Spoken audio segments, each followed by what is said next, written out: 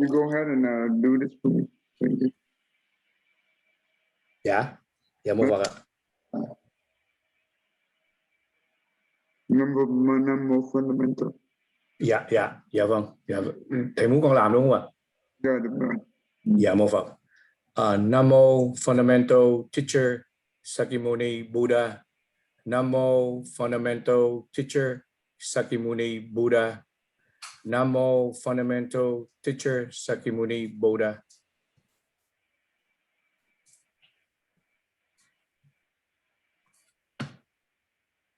The unsurpassed, deep, profound, subtle, wonderful Dharma in 100,000 million eons is difficult to encounter. Now that I have come to receive and hold it within my sight and hearing, I vow to fathom the thus come one's true and actual meaning. Thank you. Good. So we continue on our study. So basically, now we can come to study individual this thing, so we know more about it.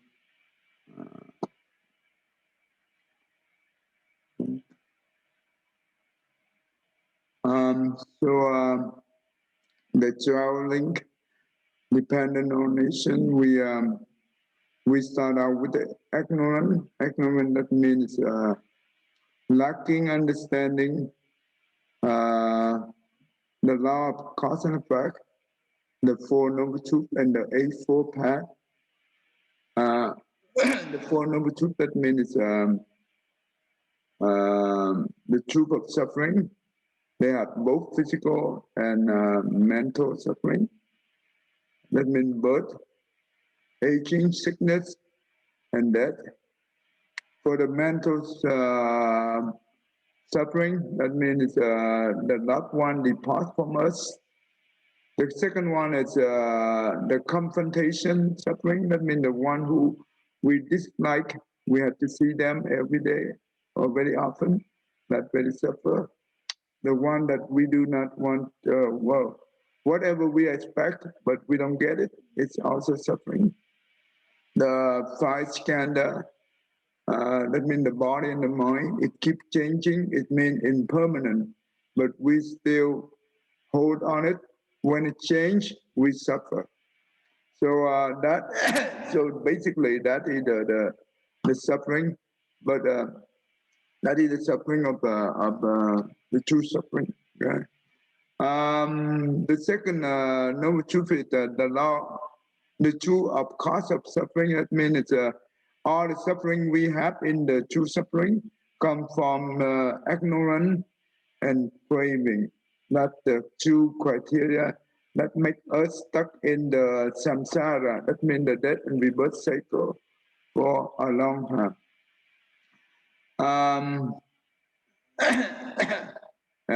So the third one is every suffering, there is an end of the suffering. That's what we call the truth of ending suffering. And basically, when we want to end the suffering, only we do is we transform the ignorance into the wisdom, and also eliminate the craving. That means we transform the craving into the loving kindness, into the generosity. Okay, into the generosity. That the whole idea.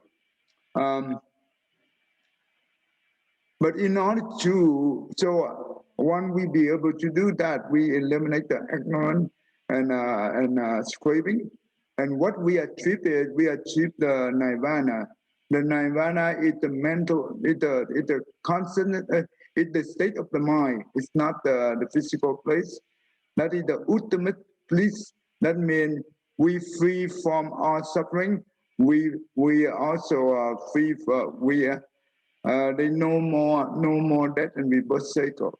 Okay, so that is truly happiness state. But how do we get there?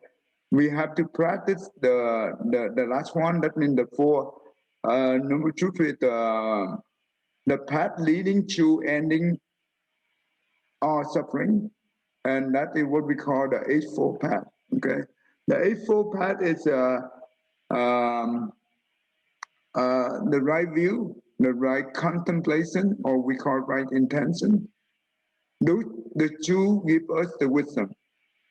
The right speech, the right action, the right livelihood, right effort, and right mindfulness, and right concentration. Um, in order to have the right thing, right? In coming from the right speech all the way to the right concentration, we need to have the right view. If we don't have the right view, it's very tough for us to well um, for example, if we want to have the right effort, but we don't have the right view, it becomes the wrong effort. Okay, right concentration. If no right view, there is no right concentration. As well as no right mindfulness, and also no right livelihood. So the right view basically is the Buddhist teaching, like the Four Noble Truths, the law of cause and effect, the principle of the law of impermanence, and the law of selflessness. That means no self. That means all the Dharma have no self, right? So that's what it means. Um, and um, and the 12 link dependent on nation. When we have understand all those teaching, then we have the right view. Once we have the right view, whatever, if we later on we read from the sutra or from whatever that we have a chance to read, and or we listen to other people teaching, we instead of we blindly believe into it, we based on the right view. That means based on the teaching, the principle that we understand, we contemplate. Therefore, we have a deep understanding. So the right view and the right contemplation, this is where the wisdom comes from. Okay, so the two come together, make the wisdom. Um, and the right speech, that means do not lie, no double tongue, no exaggerated, and no harsh word. Right action, that means action. In Buddhism, it means karma. That means the karma or the action of the mind, the mouth, and the body. So that's what we need to keep it right. And right livelihood, that means any occupation that we are using for the living, right? Make sure the occupation does not harm other being, not only the human, but also other beings. So, for example, casino is not a good occupation. Gambler, of course. Um, also, when we sell the liquor or sell the gun, right? Those things it's not good occupation. Of course, don't sell the animal, right? Because that involved in killing. So those things it gives us the we avoid those things. We will have the right livelihood. The right effort based on the Buddhist teaching, that means the right view. We will know how to practice. And basically, the right effort based on the four fundamental of the effort is when the evil mind, when the evil thought not yet come, we try to not let them come.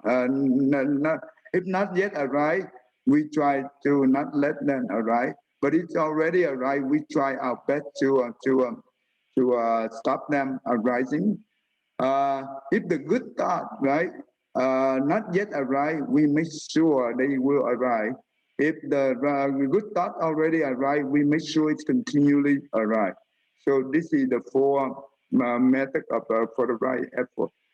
The right mindfulness, that means the thing that we learn about the four foundation of mindfulness, right?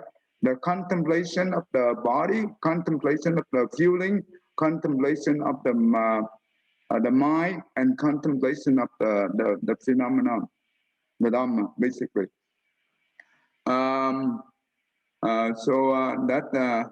And also we learn about the consonant, only the 8 consonants together.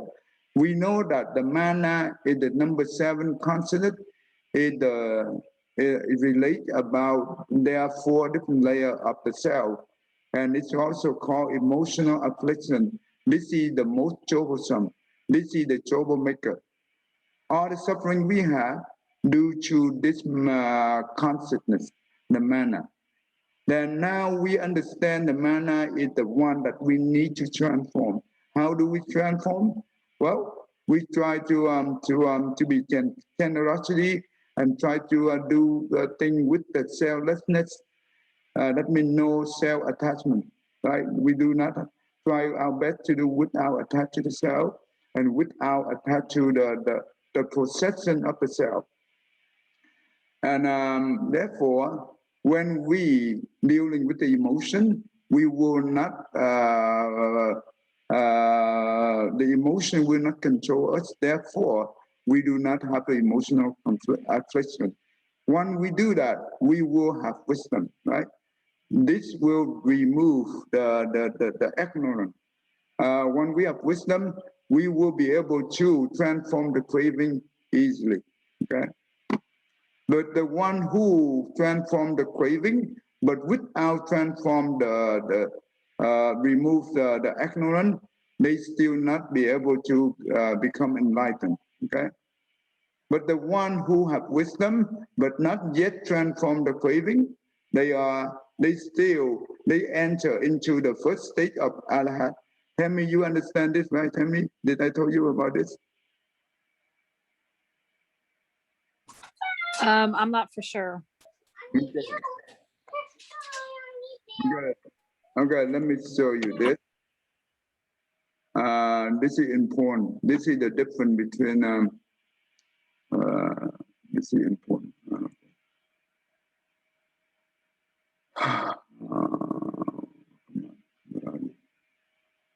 It's loading, it's loading.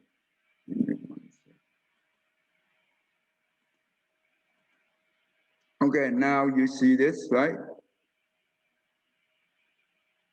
In the Arhat, there are 4 different states. The first one we call the stream enter. The stream enter, in order for us to attend the stream enter, there are 10 fetters. We need to eradicate the first 3 fetters. That means self-delusion or self-illusion and delusion. We'll eliminate the doubt, right? The doubtfulness. We also eliminate the view of laughing at the prohibition. Okay, the self-delusion, that means it's about the self, the I, the me, okay? The doubtfulness here, when we eliminate that, that means whatever the Buddha teaching, we have no doubt. Okay, we have no doubt to the Buddha teaching. The view of laughing at the provision, that means the wrong ritual, ceremony or ritual. For example, for the non-Buddhism, they are very proud of practicing the ascetic. That means they suppress their body in the most extreme way, right? Just like the Buddha, when before he became Buddha, he practiced in the forest for 6 years of hardship practicing.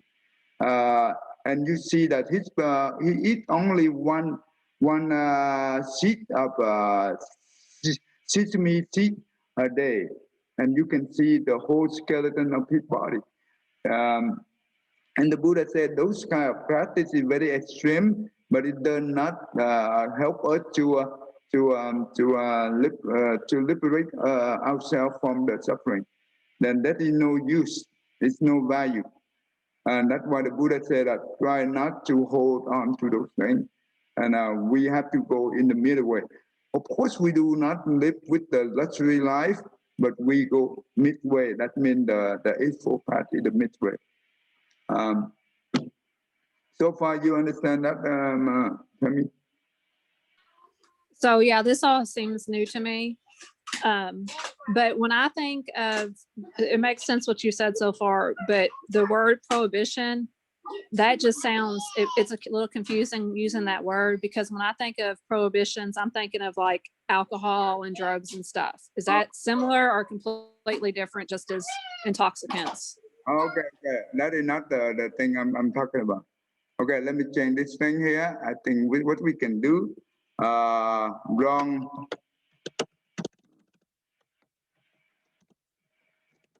view on ritual, right? Or and ceremony. Does it make sense? Yes, that makes more sense. Okay, so whatever those things it doesn't help us, we should detach. We should not attach to those things because it will harm us instead of it help us. Okay. Oh my. Oh, okay. Okay. Oh, what happened? Okay, I will take care of that later. So the one who attend this, even though they haven't suppressed or eliminate the sensual desire or the ill will or the hatred, they not yet subdue or suppress, but they still called the enlightened one. This is the first state of enlightened one for the Arhat, compared to the one that who reach the state of four meditation state in the form realm. Even in the formless realm, they reach the highest in the formless realm. We call the deep meditation. Yet, but they still not be able to compare to this one right here.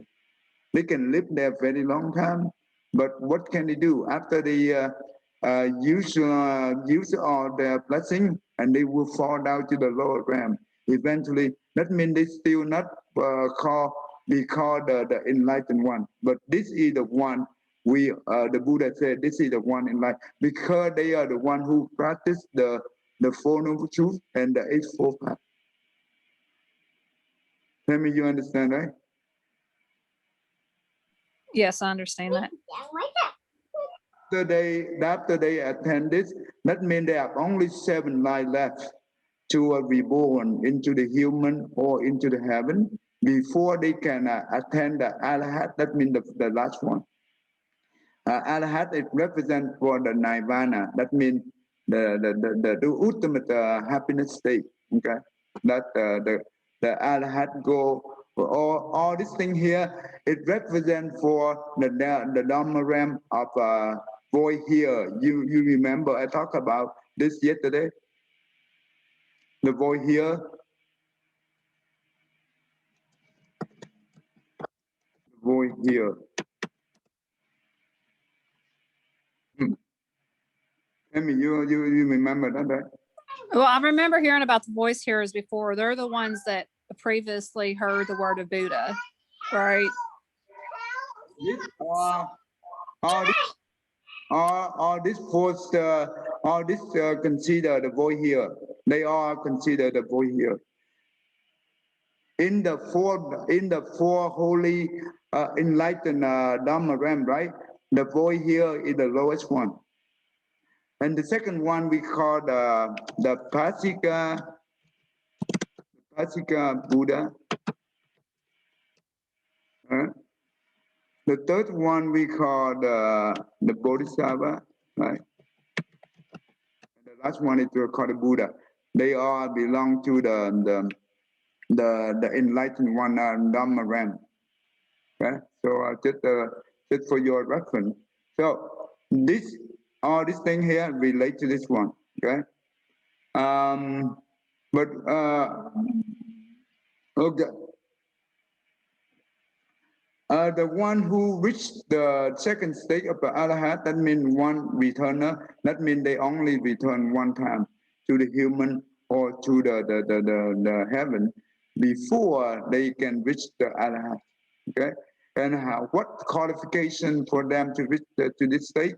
That means they also eliminate the first three, that means the same with the first stage.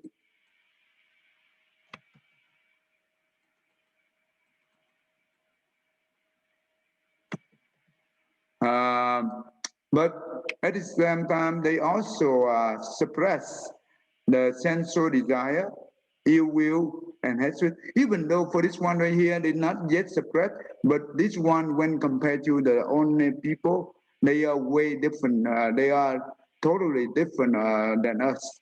They are not like us because we still have a lot of affliction, right? But this one right here, they have less affliction. They still have it, but it's less compared to us. Okay, even though this one too have affliction, um, but they are more liberated than us. Okay, okay, so they be able to suppress these two right here. That means they have only one time to come back as a human or the heaven before they can reach the Arhat. The non-returner, it means that means this they no more for them to rebirth. So they are the one who eliminate the first five feather. So they are the one they are done with this life, they will be born into the five heaven of the five heaven of the Adobe, pure Adobe, pure Adobe. This is in the form RAM. That means in the form RAM we have for the first meditation state, the second meditation state, the third meditation state, and the fourth one, and the last one will be this one. This one, when compared to all the four states of meditation, even the one in the formless cannot compare to these people. Okay, they are the holy one. They are the enlightened one. So they will eventually attend the Arhat, and that's where they enter into the Nirvana in this heaven realm. Okay. And the last one right here, this is the one who in this life be able to eliminate all the 10 feather. What we see here, that means the sixth one is the desire for the form realm. That means they do not attach to the form realm. They have no desire for the form realm. They have no desire for formless realm. And also this is more subtle self than compared to the self delusion or self illusion. So that means they be able to eliminate that as well. And restlessness, that means the one who not very hyper, right? For the mind, we call the monkey mind. That means they eliminate as well. And the ignorant, they also eliminate that. That means they have the wisdom. Okay. So that is the Arhat, where we understand it. Okay. Any questions so far? No. Tell me, you have a question for me? So these are all voice hearers, though. So it's the first stage of enlightenment, are the voice hearers. They are. They are all these four belong to the void here. They all belong to the void here. Okay. So are the voice hearers the ones that originally heard the word of Buddha from Buddha? Is that Yeah, correct? that's, Okay. that's correct. They are the one who listen to the Buddha teaching, basically the Four Noble Truths. They are the one who practice the Four Noble Truths and the Eightfold Path. Okay, they are very good at those things. Of course, beside that, in Buddhism we have 37 supporting Dharma. For that is the fundamental Dharma method that we can practice to help us to eliminate the suffering. Okay? We will learn that later on when we have a chance. Okay. All right, that's good. Let me. Okay. So basically, we know that the mana is a troublemaker, right? So when we understand that, we know how to transform it. That means we will not have ignorance, and of course we will eliminate the craving as well. The six fundamental affliction, that means this in the consonant only. You know what? It's a good idea to show you everything because you're new to this thing. I think it's a good idea to refresh everyone.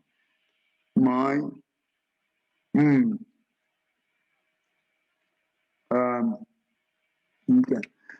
Just give me 1 second. Concept only. Let me give you an overview. Okay, an overview.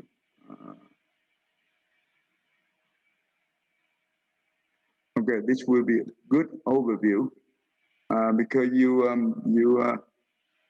all these things will be new to you, but it's a good idea to review so everyone will understand it together.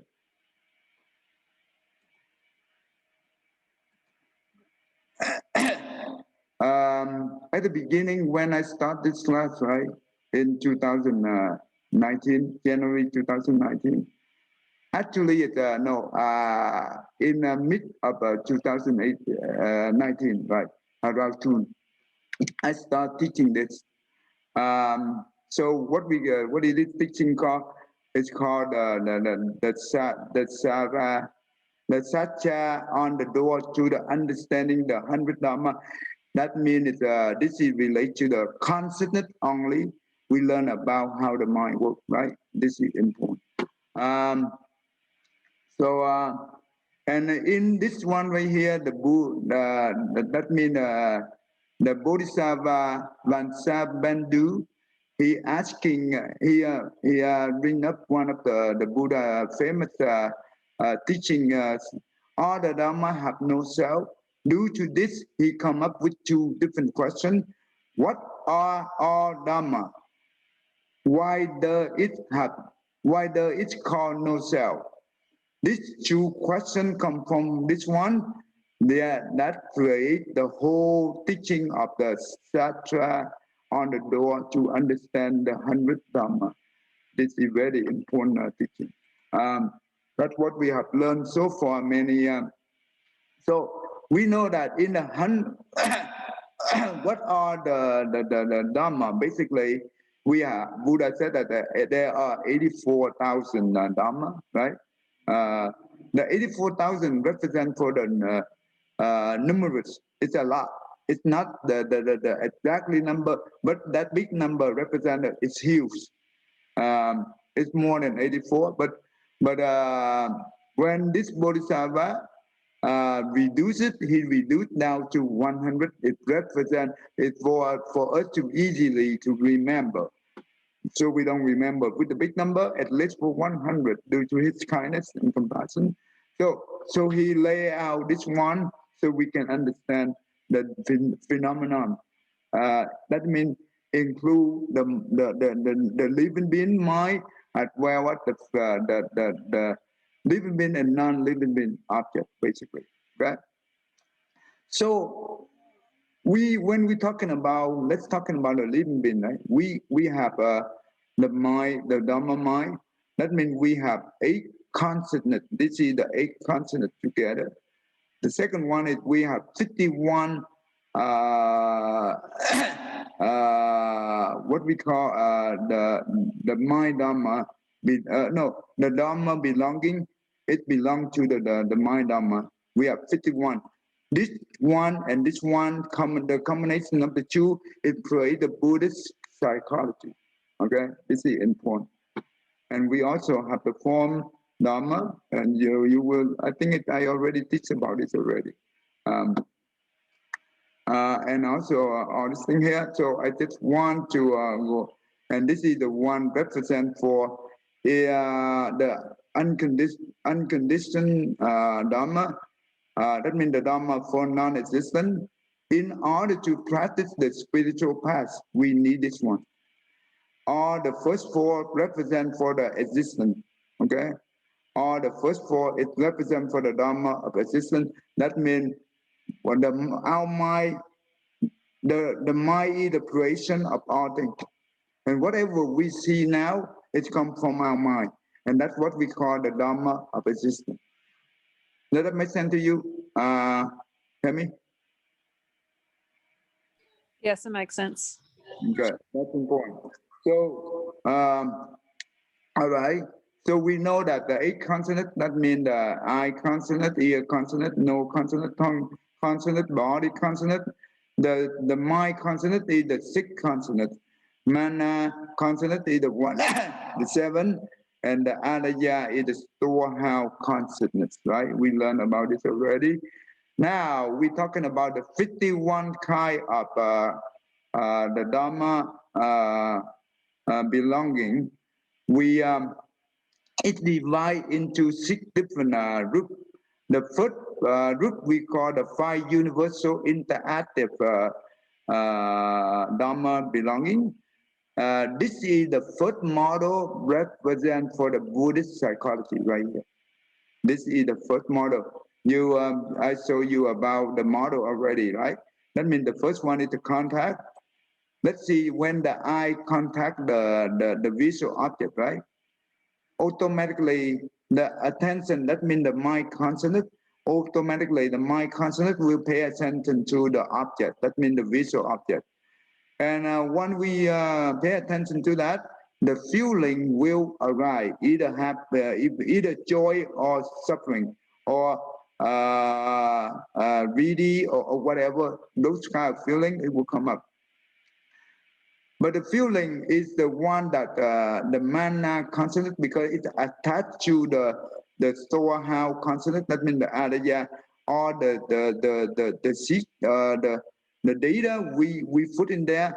This one, it hold on to those. Therefore, it will trigger the feeling to be strong or whatever.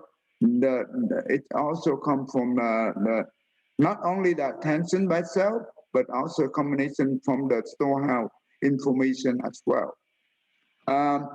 Because the feeling is so strong, it will control our perception, that means thinking. If when it overtakes the thinking, that means we will have the negative perception, that means negative thinking. Therefore, we will have a negative volition, that means the action, okay? The perception and the attention come from the mind consciousness, okay? The volition and the contact, it comes from the first 5 sense consciousness.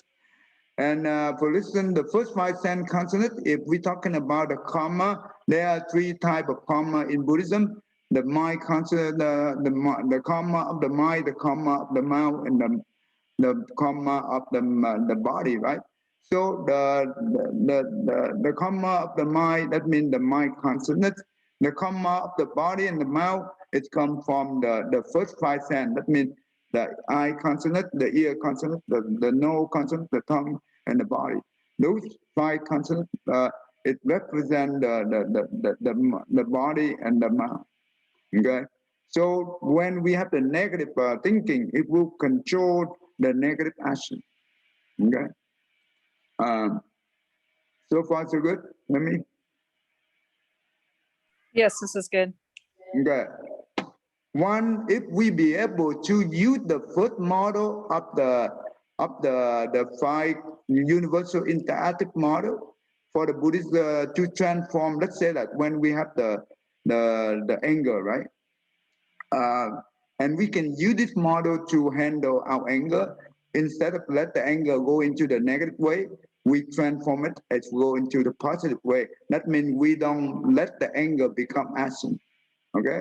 If that's the case, that means the position now become positive instead of negative. Positive, it means that it's a peaceful resolution instead of a negative, instead of a violent, right? So due to the positive of positive position, then we can use this model, the five particular states. This is the second model of the Buddhist psychology. The first model is basically help us to quickly stop the fire. Okay, stop the fire. But in order to eliminate the fire for a long term, this is the second model. It's the most important model, right? The desire, it means that this desire is the positive desire. That means whatever we are dealing with right now, for example, we are dealing with the anger, right? We don't want the anger that make us suffer, right? So what we do is we want to have the happy outcome, right? That means we want to have the happy life. We want to free from this anger. So due to that kind of desire, then the determination, that means based on the Buddha teaching, we will know the difference between the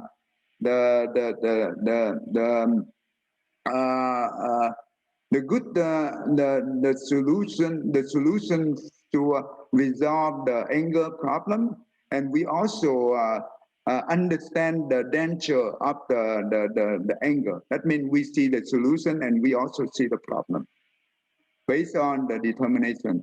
This is based on the Buddha teaching.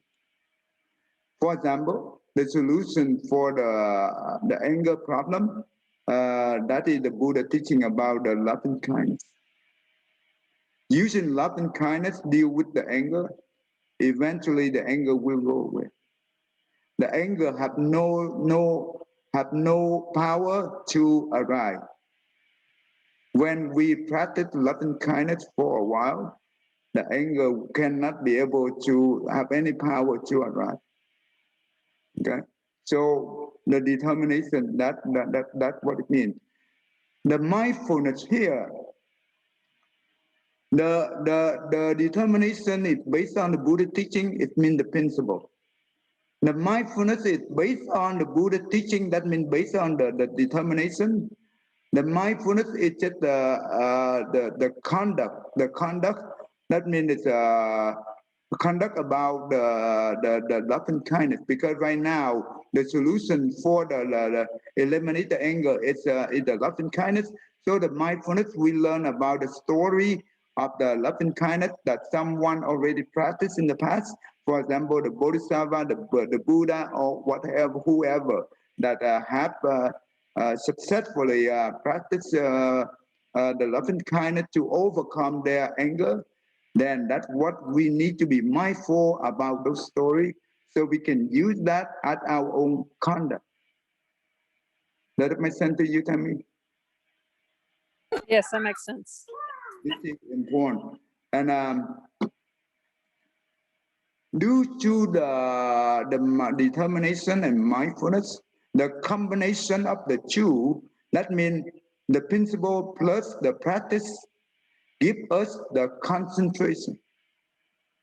That means the concentration, when we have the concentration, that means we will not have the ill will toward to anyone that who harm us. Okay, we have no ill will. Okay, because we practice the mindfulness. You know, we practice the love and kindness through the mindfulness. We also understanding the Buddha teaching through the determination. The combination of the two will not give us the ill will. That means because due to the concentration. This is what we call the concentration. Therefore, our mind become very clear and have the clarity of the mind become very strong. Therefore, the wisdom become from right there. Maybe does that make sense to you? Yep, that makes sense. So I quickly give you the overview because I teach this a few times already to the group. And at the third group here in the 51 Kai, we have the 11 wholesome, right? What are they? Faith. I already teach them a lot of teaching already. Diligent. In the same, that means when we do bad thing, we feel bad to ourselves. That means we shameful to ourselves. And that is a good thing, right? When we do bad thing, we feel shameful to other people. That's why it would prevent us to do bad thing again later on. No craving or no greed, that is a good thing. No hatred, that means no ill will, right? No ignorance, that means wisdom. Tranquility, ease, that means we have the peaceful mind.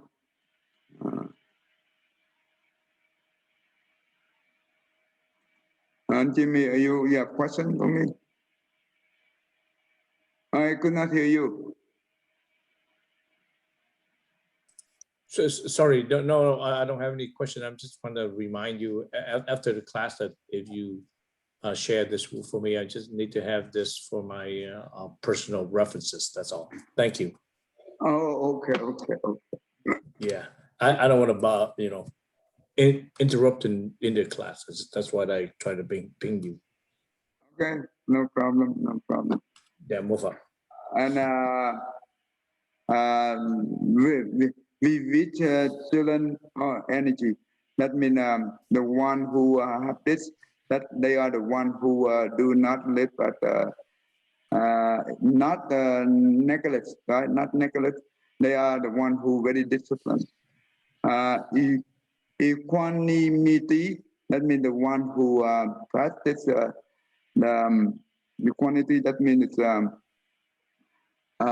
they are totally treat everyone equally, right? The mind of equality, right? The mind of equality. I also teach about this when we look at the thing, right? Where let's say we look at the whatever we deal with, for example, the family affair. Yes, within the family we do have a problem, right? Whatever, or between friends we do also have some conflict. But when those things come to us, if we look at them at the real person, then we will have problems. We cannot be able to resolve. But if we look at everything at the affinity, then we will be able to transform easily. Why is that?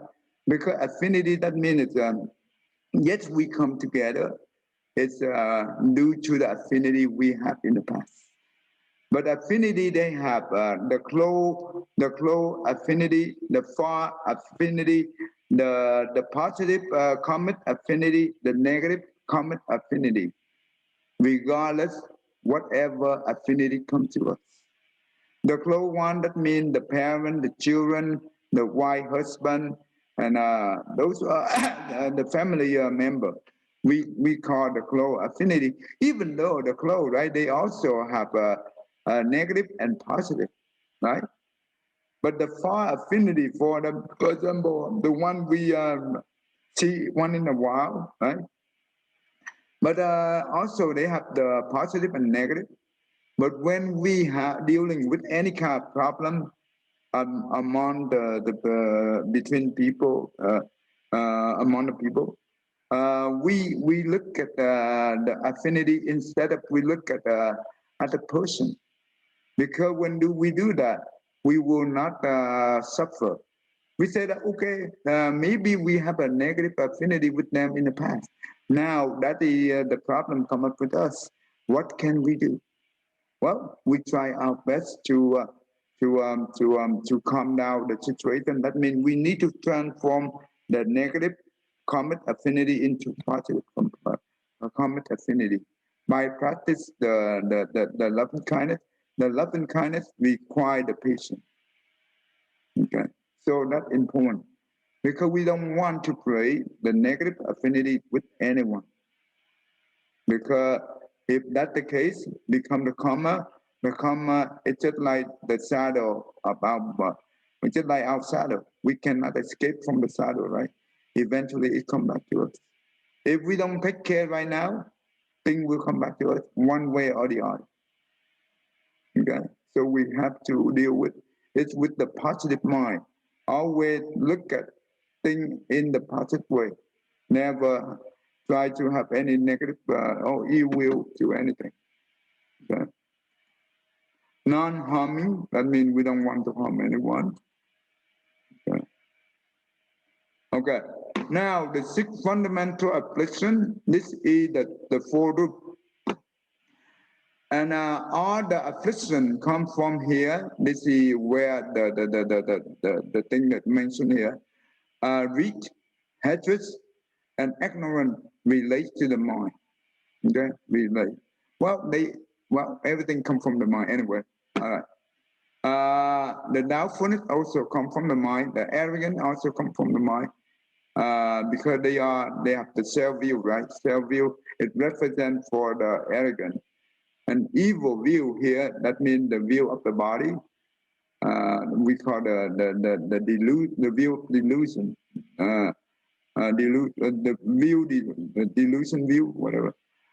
Extreme view, the view of this is the view of the wrong right and wrong and ceremony. That's what I try to say.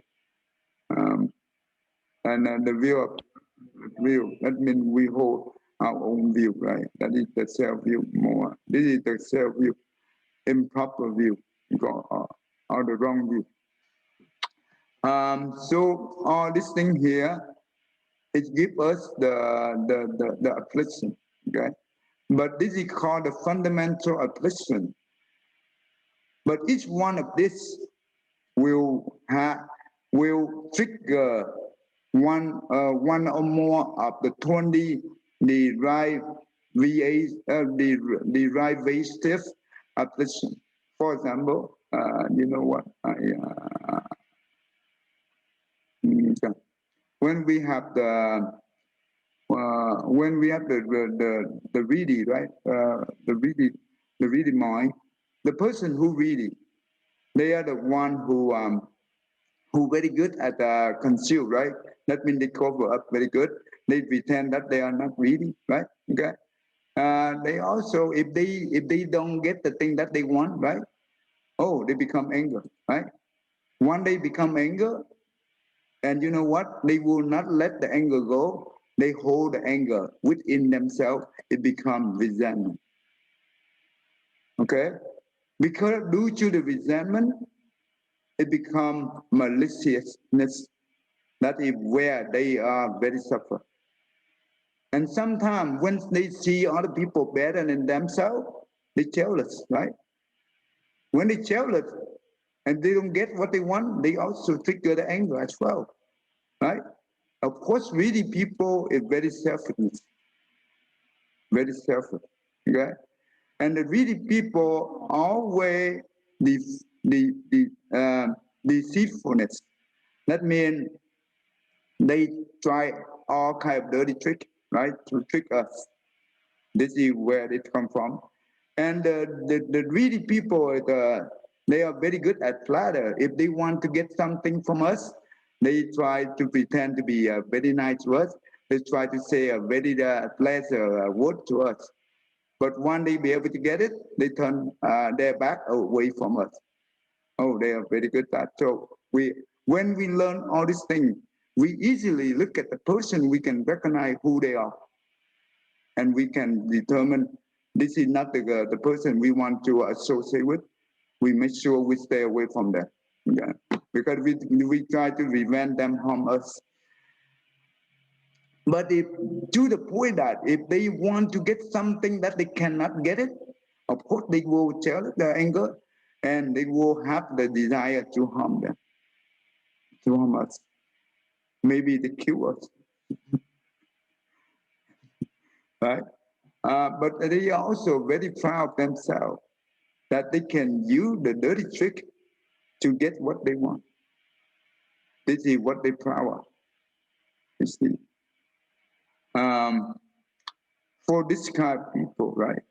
To the point, if they come to the extreme evil, that means those people, they will have no inner shame. That means when they do bad things, they don't feel shame to themselves.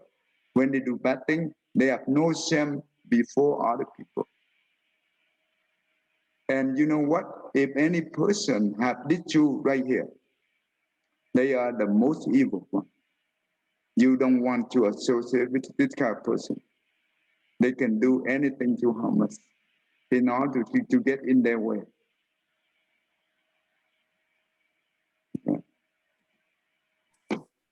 I don't know. I have a question.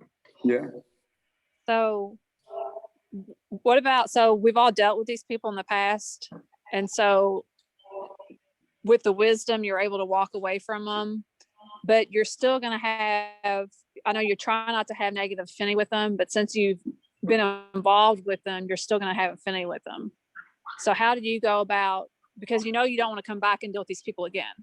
So how do you go back and kind of try to rewire what's happened and their actions towards you so that you can create, kind of uncreate the affinity you've created with them? Does that make sense? Yeah, I understand your question. This is the same thing that the young my sixth grade student asked me in the class. What happened if in the future if my spouse parent is very evil and they treat us badly, right? What can I do? Is that the same question? It's very similar, very similar. Okay. Then how do we deal with it? Okay. Well, what we can do, we try our best, right, to use our kindness, love and kindness, but make sure those things come with the wisdom. If we use love and kindness with our wisdom, we harm ourselves instead of we help ourselves. Does it make sense? Wisdom required for those kind of compassion or love and kindness. Compassion and love and kindness with our wisdom, we harm ourselves instead of we help ourselves. Okay? But in order to get wisdom, we have to learn the Buddha teaching, basically. Okay? One, we be able to understand the Buddha teaching and know how to deal with this kind of people. We try to use our love and kindness under the wisdom guidance. Okay? Under the wisdom guidance. Then that means that we already try our best and we make sure that they will not harm us. And never in any moment, we carry any ill will against them. No, never. If we do, we just like them. We and them no different. Okay? We want to make sure in order for us to have the full positive energy, we need to make sure truly love and kindness, the person who practice truly love and kindness, that person never carry any ill will against anyone, even the enemy. But if we already try our best, it doesn't result, what can we do? We keep the distance. When we keep the distance, it doesn't mean that we hate them. No, we don't do that. But we keep the distance, that means, because right now, this is not the right time for me to deal with them. But when the time is right, that means when they are in the suffer state and they need our help. And we can see that they really truly need our help. This is the very valuable moment. We have to take a whole honor, the whole of it, at the precious moment, and we try our best to help them, to help them to lessen their suffering, and away maybe try to help them to get out that whatever the state they are stuck in. If we try the best to help them, this is the chance that we can transform our negative affinity with them in the past into the positive. Transform, we can convert the enemy into the friend. This is but in order to do all these things, we need to have wisdom. Does it make sense to you, Tammy? Yes, it makes more sense. Thank you. So we have to know when and what to do. Okay? What we should do and when we should do. We have to set that condition correctly based on the wisdom we have. Okay. So it's easy to say and tough to do, but when we be able to do this, we will gain the virtue. Of course, the one who have virtue, they will have blessing. But the one who have blessing does not mean that they will have virtue. Okay? The blessing, you can use the material or the labor you have to create the good deed. Those only give you the blessing or the marriage, but does not give you the virtue. Okay? The virtue is just a part of our character. And that's the most important, okay? That makes the difference between us and the rest of the people. Yeah. That's good. And Mo Phật Thầy, can I have something about this with the negative affinity, sure. human? Yeah. So if we know they are jealousy and they selfishness, is there anything that we can introduce them to this kind of Buddhism, something for them to change their mind before they suffering with what they stuck in their mind? Okay. Or we just step away and then come back later, like you mentioned. Yeah, move on. Okay.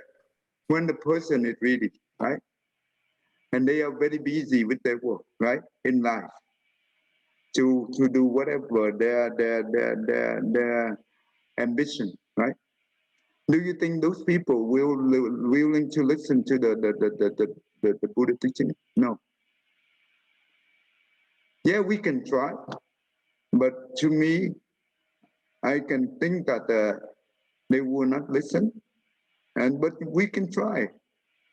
But if they will not be able to listen it, and they will not change it, so we try a few times with our best, but it doesn't work. Then we have to, if the condition become very bad, then we have to set the distance, right? So that's important. Cô Hoàng Lý, what do you think? I agree with you. There's certain cases, it depends on case by case. You can't apply the same solution to every case because sometimes you could get in big trouble. Yeah, that's right. The loving kindness and compassion have to come with the wisdom. If we try to practice the loving kindness and compassion with our wisdom, we bring harm to ourselves. Okay. Okay. Let's see. Okay.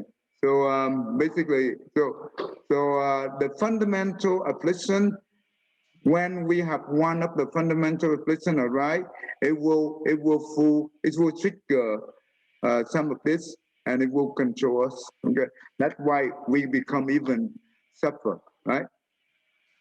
Okay. Now we are. I think it's we can stop right here. If you don't have any other question, we can stop right here. Tammy, you have any question for me?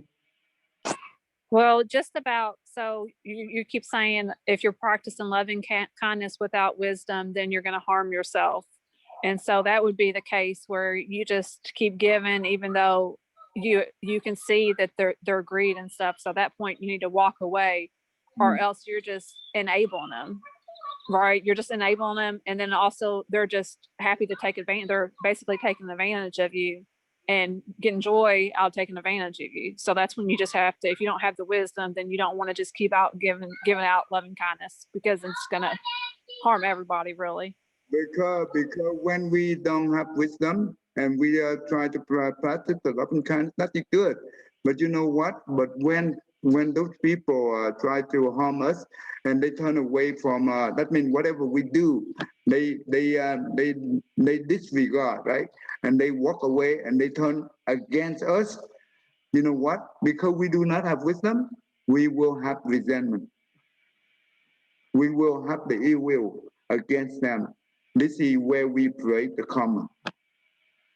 Does it make sense to you, Tammy? Yes, makes sense. This is important. That's why we have to protect ourselves. Doesn't mean that we selfish because we are not ready yet, right? We don't have that capability. We don't have that ability. So try to learn more and try to practice more. So when we understand the Buddha teaching in depth, and we can be able to use it. And remember, when we have the right view is so important. When we have the right view and we try to contemplate based on the right view, which will give you wisdom.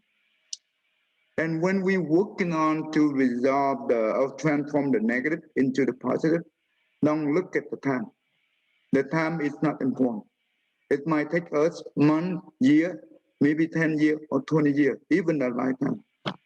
Time is not important. The whole purpose of what we do in here is try to resolve the negative karmic affinity we have with them. That's the whole purpose we are trying to do. We don't care how long it takes. Doesn't matter. Because when we look at the time frame, we will suffer. We will easily withdraw. Okay? And that's bad. When you don't look at the time frame, this is how we learn how to detach the self, right? Tell me, that makes sense, right? That makes sense, like not to look at the time frame. But I guess my question would be like, what if it's not even in this life? Like you're able to create a positive affinity with the people from the past. So will they come back to you in the next life or a life later on with a negative affinity still? I mean, they'll come back and you'll find each other again, right? Okay, think about it. Think about it. When we borrow the money from the bank, we borrow $100,000, right?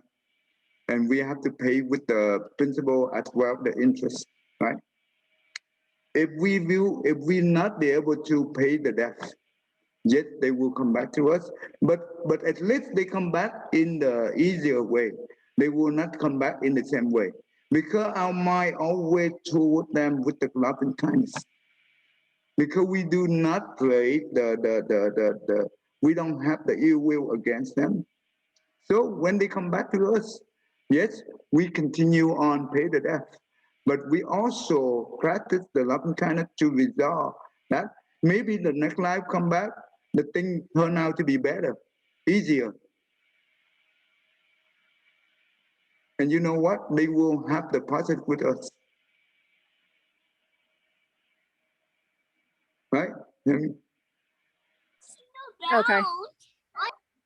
So don't afraid anything. Okay? So just try our best to do it.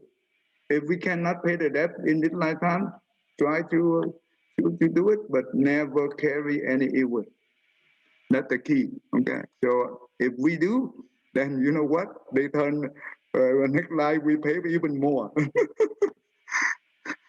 It's hard, but anyway. Okay. At least now we understand the Buddha teaching. We know how to deal with it. So that's the good news. The only thing we are afraid that we ignorant, that's all. But if we have less ignorance, that means we have a little more wisdom, then we be okay. We try our best. So, John, go ahead. John. Every living being, all mind is one and radiant with light. Share the fruits of peace, our hearts of goodness, luminous and bright. The people here and say our hands are combined, giving unity. May their minds wake to great compassion, wisdom to joy. May kindness find reward, may also relieve their grief pain. May the balance like break the darkness of the endless night, because our hearts are one, this world pain turn to paradise. May all become compassionate wise, may all become compassionate wise. Okay, thank you everyone. So we will stop right here.